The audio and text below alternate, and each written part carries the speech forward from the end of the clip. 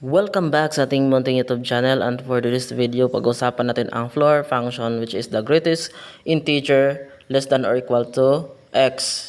As we all know, this is the number line, and we have the negative infinity, from 0 to negative infinity. Then, to the right side, we have positive. Kapag positive naman, all you need to do is copy. Okay? The next, kapag negative naman ang result, you need to move backward. Shall we say? We have negative 1. You need to move backward to negative 2. Shall we say the result is negative 3? Then that is negative 4. In order for you to be enlightened, let's have our 5 examples.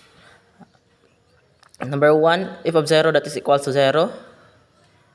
G of 2.7, since positive, copy lang ang first number, which is 2.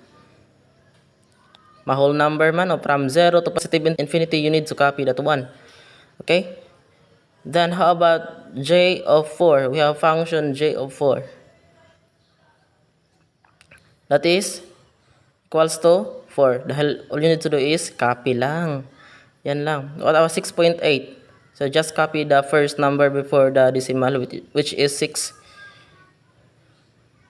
The next, on the other hand, we have a function which is negative. We have f of negative 1.3. All you need to do is move backward. We have negative 1. Then move to negative 2. Then negative 3.9.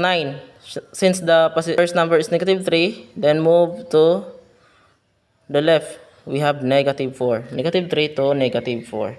May natutunan ka ba? If meron ka natutunan, don't forget to subscribe.